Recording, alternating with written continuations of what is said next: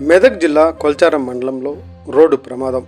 హైదరాబాద్ నుండి టాటా ఏసీ వాహనం వస్తూ ఉండగా ఏడుపాయల చౌరస్తా వద్ద అడ్డం వచ్చట వలన కారు కంట్రోల్ చేయలేక కూల్ డ్రింక్ షాప్లోకి కారు దూసుకుపోయి షట్టర్ను ఢీకొనడంతో షట్టర్ పగిలి కారు లోపలికి వెళ్లిపోయింది.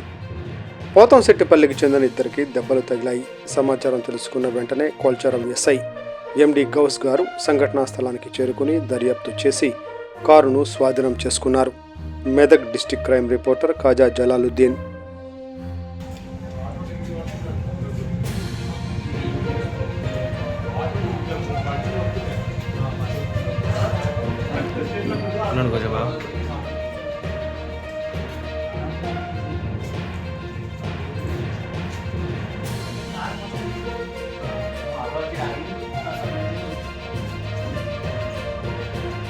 రాని బండి